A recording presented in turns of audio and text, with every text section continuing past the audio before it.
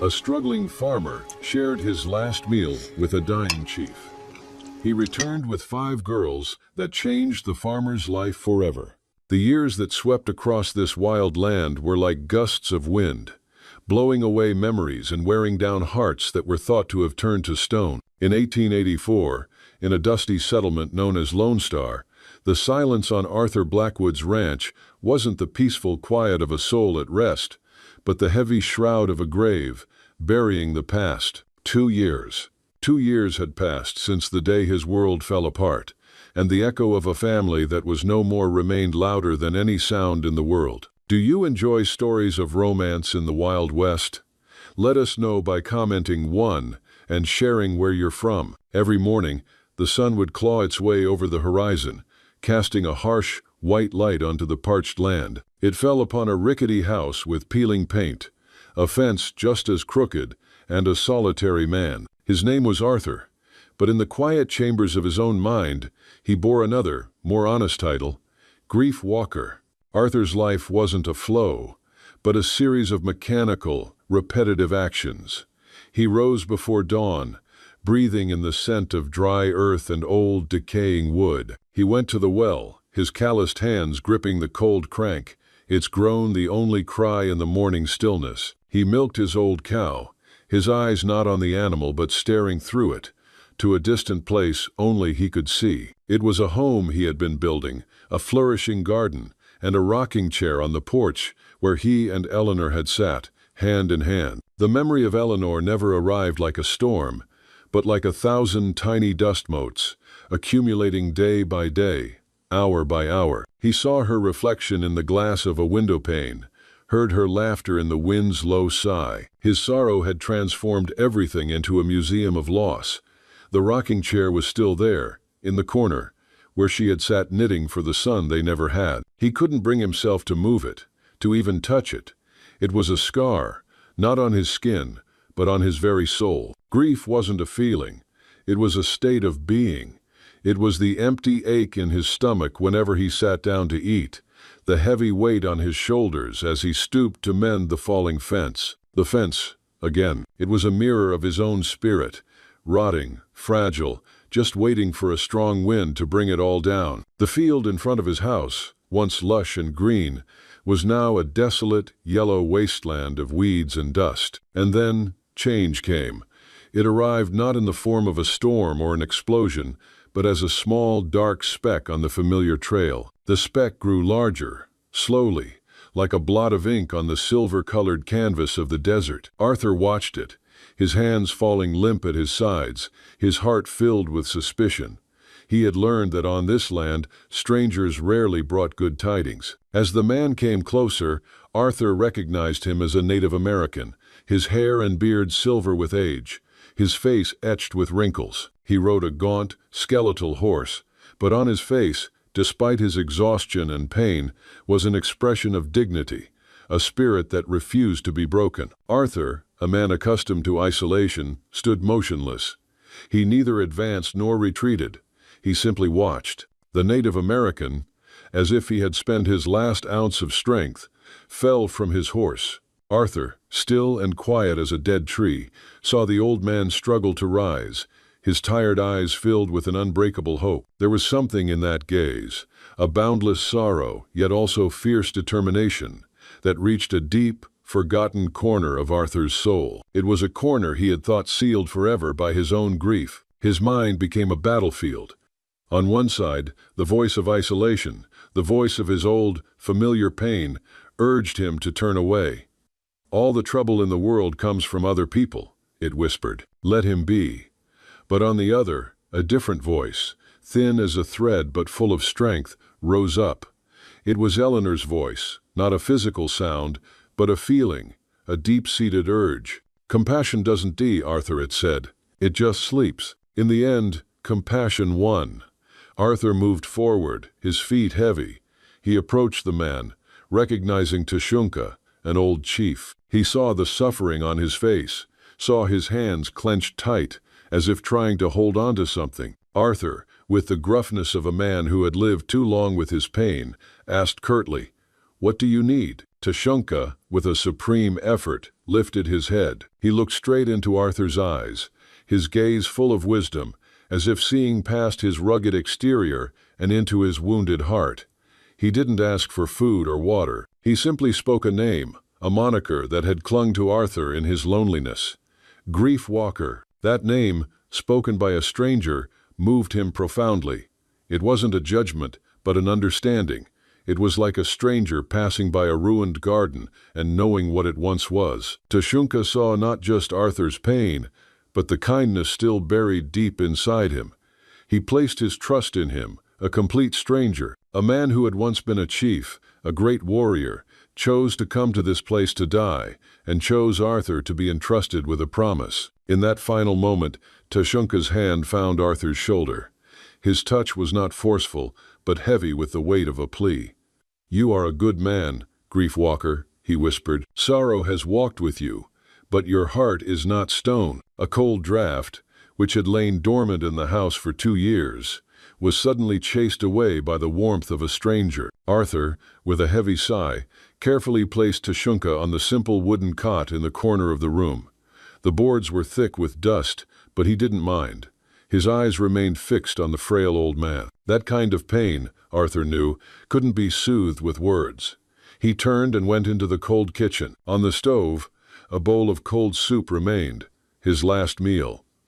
Without a moment's hesitation, he took the bowl and brought it to the cot. "Drink," he said, his voice rough as the dust on the old things. He gently helped Tashunka sit up, a gesture he himself didn't know he was still capable of. Tashunka drank slowly, his eyes slightly open, looking straight at Arthur. In that gaze, there was no fear, only a deep gratitude. Arthur held out the bowl. "Eat a little." Tashunka shook his head, the stubbornness in his eyes never wavering. "Number, it is yours." "No," Arthur replied. He took the spoon, scooping a small portion of soup, slowly, as if he were scooping away the last bit of loneliness from himself. He brought the spoon to Tashunka's lips. Tashunka accepted it, saying nothing, only nodding faintly. In the silent room, there was only the slow slurping of soup and Tashunka's labored breathing.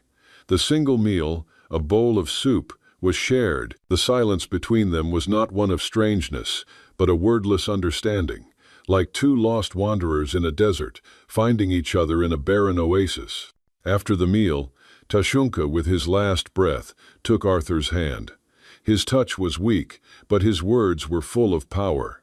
"My daughters, they are coming for me. Please take care of them." The promise of a dying man, which seemed to be only the final breath of weakness, was like a heavy stone, dropped into the placid pond of Arthur Blackwood's lonely life. It was a promise without witness, without paper, but it was heavier than any debt in the world. It was a new burden, a responsibility he never wanted, a plea he couldn't refuse. He had thought his own grief was the limit of all emotion, but now he stood before a different sorrow, one larger than himself, the pain of a father laid to rest and 5 orphan daughters. He had buried Tashunka under an ancient oak tree, where the wind sang its endless songs.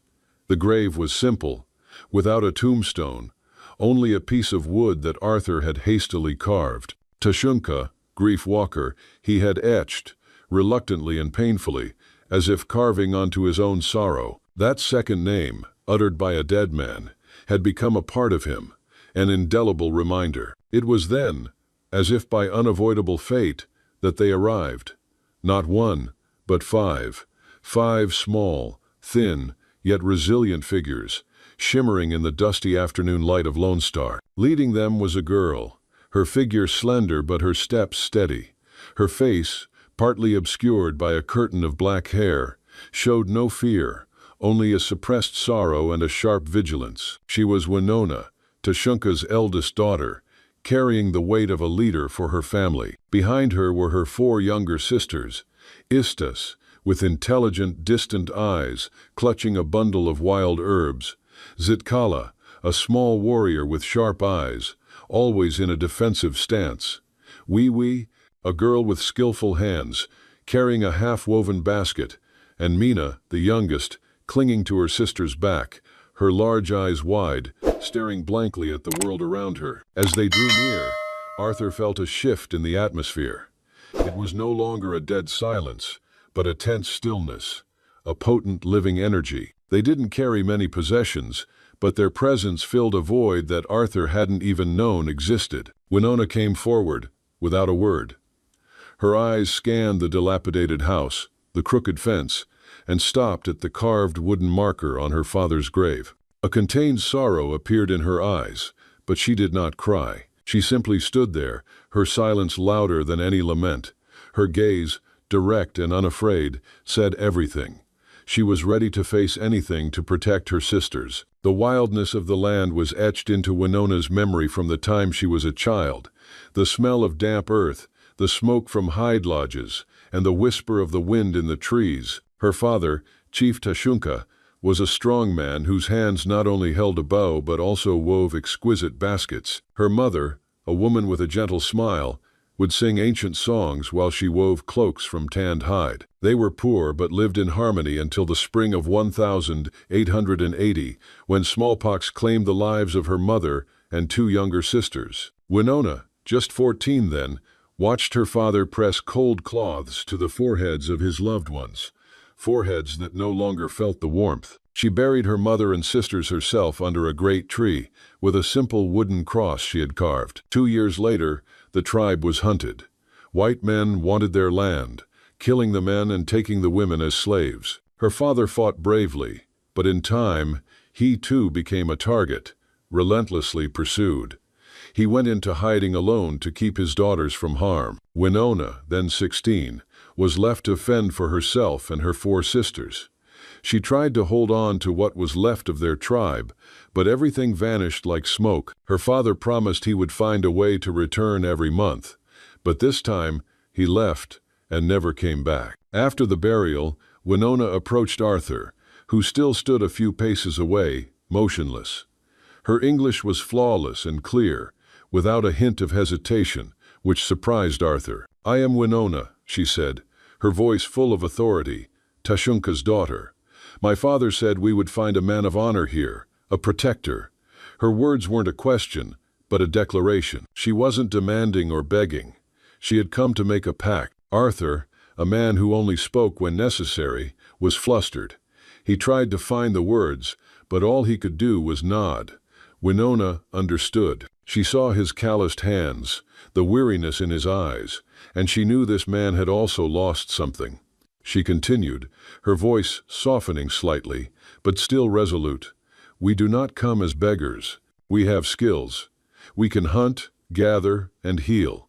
We will work in exchange for shelter." Her resilience and dignity stirred something within Arthur. He had thought about sending them away, that he couldn't shoulder this responsibility. But looking at Winona, he saw a fire, a life that he had lost long ago. Kindness, like a wild flower, had broken through his rough exterior. "You are welcome here," he said, his voice still rough, but with a hint of warmth.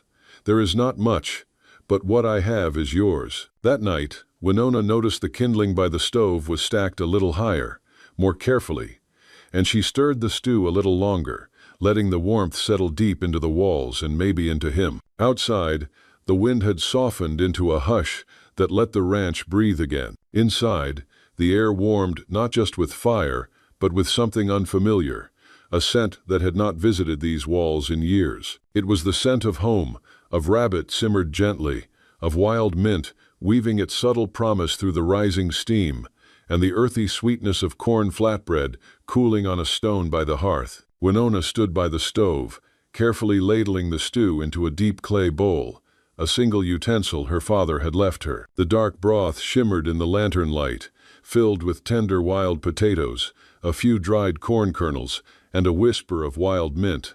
Not from any cookbook, but embedded in her memory. It was a recipe passed down by her mother, learned by heart around crackling campfires, and shared lullabies that soothed a child to sleep. Beside the bowl, she placed a slice of corn flatbread, its edges browned just enough to break with a soft crunch. She ran her fingers over the crust, remembering the way her mother used to gently pat down the batter before baking, humming melodies that felt like sunlight itself. She carried the plate to the table and stepped back. Arthur was already seated, his rough hands folded on his lap, eyes unreadable in the dim kitchen light. He watched the food with quiet intensity, as though tasting something far beyond flavor. Winona offered a quiet nod, her voice soft like the falling snow. "It is nothing fancy, just a meal from the land." He did not reply. Instead, he reached for the spoon and dipped it into the stew. The room fell into a silence thicker than the steam. All she heard was the slow scrape of metal against clay, the soft ticking of the mantel clock, and the subtle crackle of the hearth fire. Each moment stretched longer than the one before. She stood stiffly, hands clasped in front of her, waiting, not for praise, but for permission to believe that this was enough. Arthur finished half the bowl before setting the spoon down with deliberate care. He drew a breath as if tasting the words before letting them out. "The corn flatbread. It's the kind that holds together," he said, his voice low and measured. Winona's shoulders eased as she nodded. "Cornmeal and rendered lard, no eggs. A trick from my mother, for when we lived through long winters." He listened, eyes on the bowl before shifting it toward her. "The stew is good." Her heart lifted, but her voice remained small. "Thank you." He rose then, putting his spoon back into the bowl, and stepped outside into the cold. The screen door slammed softly behind him. Winona exhaled, her shoulders slumping as the tension left her body. She turned back toward the sink, dragging the bowl behind her, still braced as though waiting for the moment he would change his mind. But she felt something settle instead, something like hope. Later that night, she made her way through the kitchen, a candle in hand and a blanket wrapped tight around her shoulders. On impulse, she paused at the threshold, sensing rather than seeing. Arthur stood by the window, barely moving. And just like that, a new life began. It wasn't a grand event, but a series of small, subtle moments. The sisters began to transform the ranch, little by little. Istis, with her knowledge of plants, found edible herbs hidden in the arid wilderness. Wee-wee, with her skillful hands, mended broken baskets, creating new crafts from discarded materials. Zitkala quietly went into the woods, returning with small game for food. But the one who changed the most was Mina, the youngest. From the very first day, Mina had explored the desolate house, and in a dusty corner of the attic, she found an old wooden horse. It was the toy Arthur had made for his son who never was, something he had hidden away so he would never have to look at it again. When Mina brought the horse downstairs, it was no longer a symbol of pain. It became a toy. The child's clear laughter, the gentle tapping of wooden hooves on the floor, tore through the deathly silence that had gripped the house for 2 years. Arthur, once a man lost in his solitude, now began to become a part of a vibrant picture.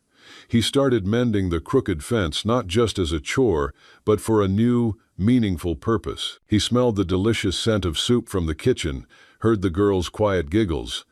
Life, slowly and imperceptibly, had begun to return. The next morning, Winona cracked open the door, and a blast of cold air hit her face.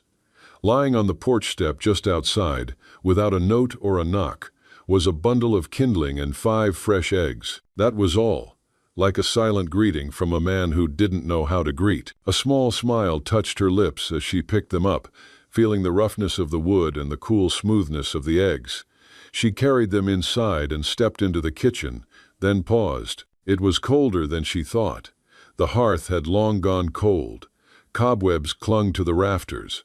The smell of old ash and the loneliness of bygone years still lingered in the air. With these new items, she began to bring life back to the house. She placed the kindling in the hearth and struck a match. The fire flared up, dancing on the wood, and in a moment, warmth began to spread through the room. It was a different kind of warmth than the searing heat of the fire they had endured. It was the warmth of a home being reborn. She took the iron skillet, cracked the 2 eggs, and dropped them in. The sizzling sound of rendered lard filled the air, mingling with the aroma of the cooking meal. The kitchen, once silent, now had sound and scent. Just as she finished eating, Arthur came in. He didn't say a word, just glanced at the blazing hearth and the clean skillet. He picked up his axe, an object he was all too familiar with, and went straight outside toward the barn. Winona understood that this was how he spoke. It was his thanks, his greeting.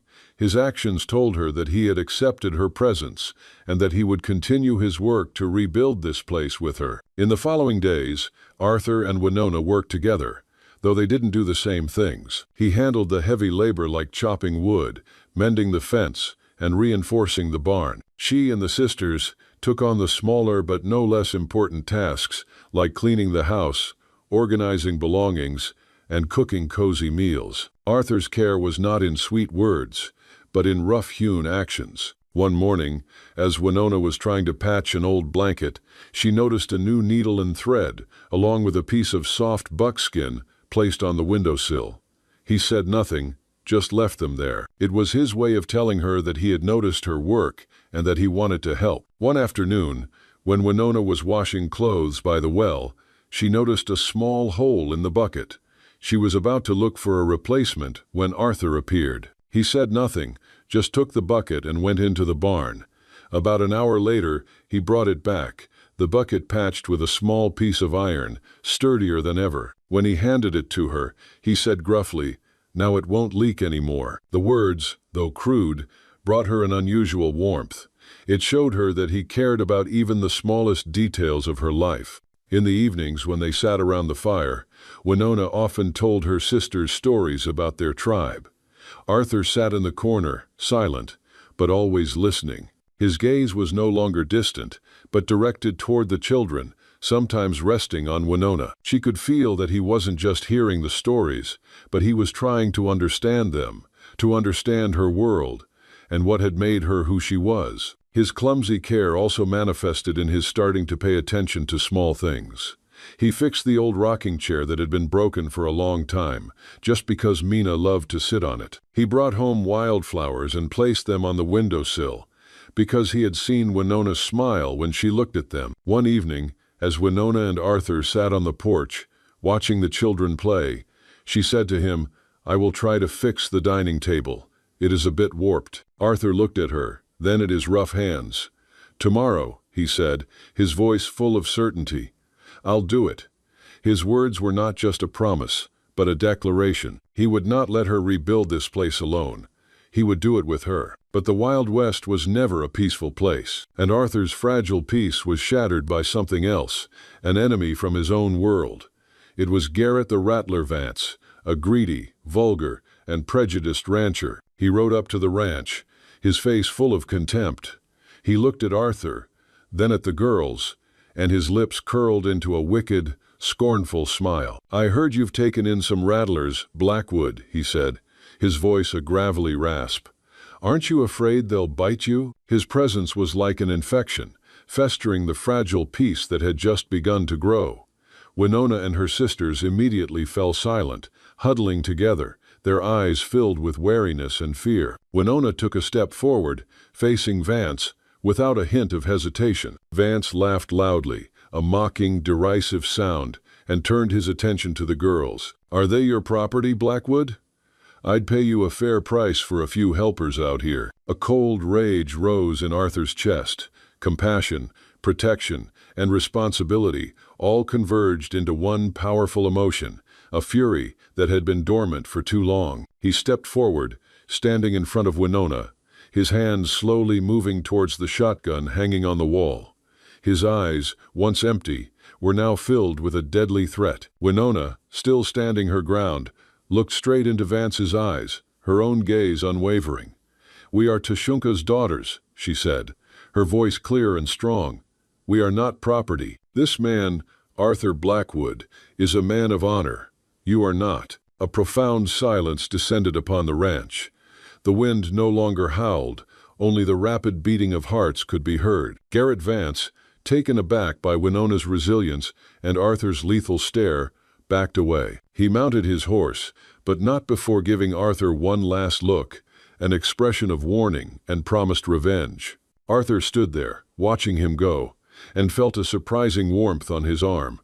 It was Winona's hand, a gentle touch, a simple but meaningful gesture of thanks, of trust, of a newfound alliance. The path Garrett Vance rode away on stretched out endlessly, He looked back, his eyes full of resentment. He saw a white man, a solitary rancher, and a strong Native American girl. Their eyes met, and a silent hatred was born. He didn't say a word, but they both understood that this was not the end. A profound silence fell over the ranch. Winona's hand remained on Arthur's arm. Her hand was warm, steady, a simple gesture that shattered the solitude he had built around himself. Arthur didn't pull away. He just stood there, feeling the life flowing back into him. He had once been a man with nothing but grief, but now that grief had a purpose. The following days passed in a tense quiet. Every morning, Arthur went out to fix the crumbling fence, but he was no longer alone. Winona and her sisters helped, with swift hands and a deep understanding of nature. Istis found herbs growing along the fence line, while Zitkala kept watch for wild animals. They worked in a strange harmony, with no need for words, only the crackle of burning firewood, the clang of metal against wood, and the song of the wind. Vance's wound had healed, but his resentment had not. It grew silently, like a malignant tumor. He no longer appeared openly, but his shadow was always lurking somewhere, an invisible threat that kept everyone on guard. They were no longer afraid, but they knew a storm was coming, and one day, that storm arrived. It wasn't a dust storm, but a fire. Arthur was working in the field when he smelled smoke. It wasn't the smell of charcoal, but the scent of dry wood, of kindling burning. He looked up, seeing a huge cloud of black smoke curling up from the direction of the ranch. A cold panic ran through him. He turned and ran toward the house. When he arrived, the flames had already consumed half of the barn, where his only cow was bellowing in terror. Vance and two other men stood there, laughing loudly, their eyes full of savage delight. "Nobody talks to Vance that way, Blackwood," he yelled. "This is a lesson for you, and for your little snakes." In that moment, Arthur was no longer Grief Walker. He was a protector. He looked at the raging fire, at the furious faces of Vance's men, and he looked at Winona. She stood there, holding a bucket, her face set with determination. She wasn't afraid. She looked at him, her eyes not waiting for a hero. They held trust. They worked together with astonishing synchronization. Arthur, with a farmer's strength, grabbed a shovel and tried to beat back the flames. He wasn't fighting for the cow. He wasn't fighting for the ranch. He was fighting for a family. Winona, with her wisdom and quick hands, used water to soak the surrounding wooden planks, creating a barrier to stop the fire from spreading. She ordered her sisters to evacuate to a safe place. The fire raged, and screams echoed, but Arthur and Winona stood there, back to back. Vance's men hadn't expected such resistance. Finally, defeated by their sheer will and fierce opposition, they mounted their horses and rode away. When the fire was out, all that was left was a pile of ash and charred wood. The cow had escaped, but the barn was completely destroyed. Arthur stood there, his shoulders slumped with fatigue and grief. He had saved everything, but he had lost a small part of himself. Winona walked over to him. She didn't say a word, just placed a hand on his shoulder. That touch was not one of pity, but of understanding. It was as if she were saying, "We made it through.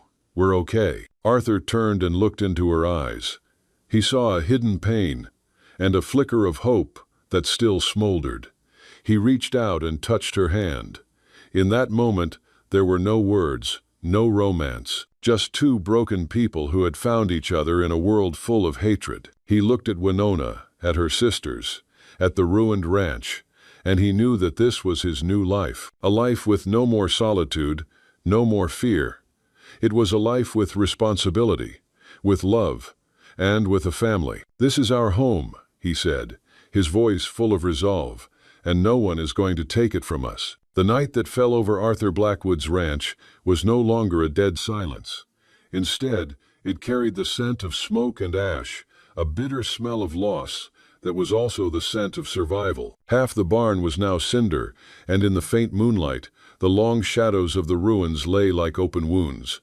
Arthur and Winona sat side by side on the porch steps, not speaking a word. The silence was no longer loneliness, but a full space, like a warm blanket between them. After a while, Winona spoke, her voice as gentle as a passing breeze. She pulled her knees to her chest, the blanket wrapped around her shoulders.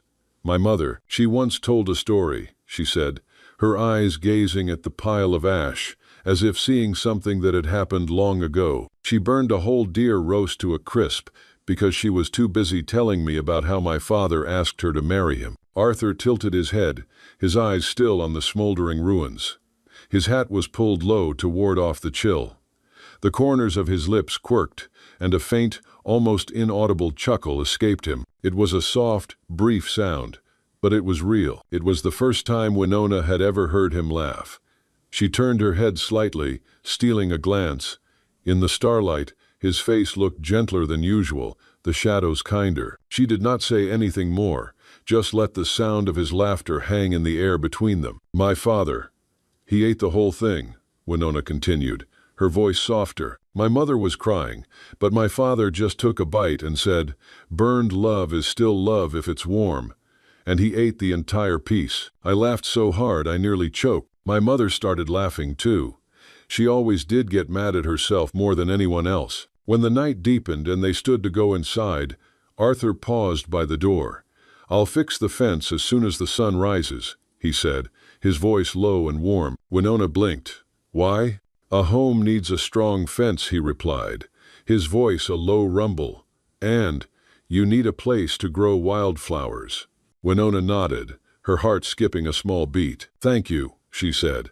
Her gratitude was not just for the fence, but for a heart that was finally willing to open. 1 year later, the Blackwood Ranch was no longer a dead land. A new fence had been built, sturdy and straight, enclosing a small garden where wildflowers bloomed.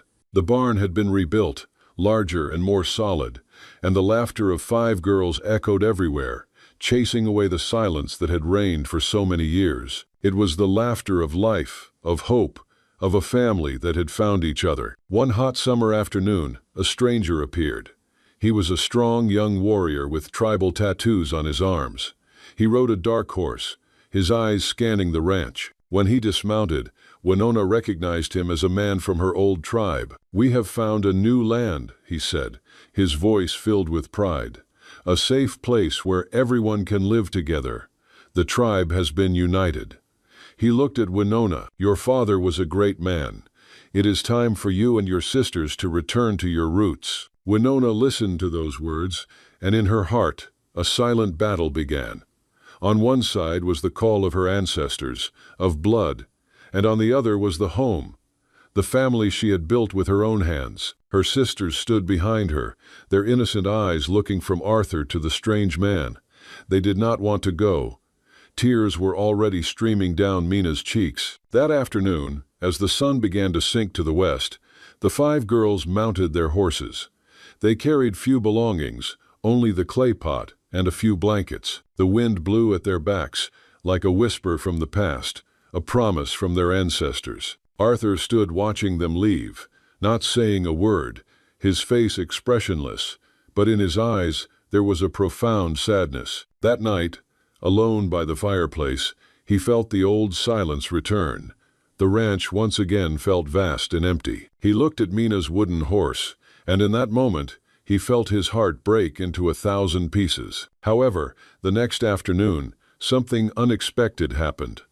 The sunset painted the valley in hues of orange and gold, and from a distance, he saw 5 small figures returning. The sound of their boots was light on the dirt road. The wind no longer blew at their backs, but in cool breezes that seemed to be guiding them. Winona dismounted her horse and ran to him. Her eyes were filled with determination. "I feel we cannot go on," she said, her voice filled with conviction. "As the sun is about to set behind the distant hill, I think you need a dinner." She took a breath, then continued, "We will not leave unless you yourself send us away. We felt the wind. Where the heart is warmest, that is home." Arthur looked at her, then at her 4 sisters standing behind her. He had once been a lonely man, but now he had a family. The greatest gift her father had left behind was not a tribe, but her resilience and love. He slowly reached into his pocket and pulled out a simple silver ring, something he had kept hidden for many years.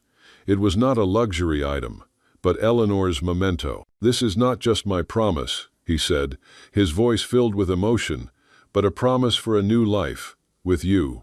He placed the ring on Winona's finger. She nodded softly, gripping his hand tightly. The pain of the past had turned into hope. As night fell, they stood by the graves of Tashunka and Eleanor. They placed a wildflower on each grave. A sacred silence fell over them. Then they turned, hand in hand, and walked toward the house, where the light glowed with an infinite warmth. Arthur paused by the old fence, where a wooden sign, faded by sun and rain, had been hanging for a very long time. The words, "For sale," were almost gone, but he could still see them. It was his declaration to the world, to himself, that this place was dead, that he would leave to find peace in a new land, a place without pain. He quietly took the sign down. It let out a small creak, like the final sigh of the past. He looked at it, at the words, "For sale," and he smiled. The grief that had once forced him to leave this place was gone, but love had kept him here. He didn't need to sell this place, because this was no longer a place to bury pain. Arthur threw the sign into the ashes of the old barn. It flared into a small fire and quickly vanished. He watched the fire, and he smiled. Because sometimes, he thought, home is not a place to sell, but a place to live. Where the heart is warmest, that is home.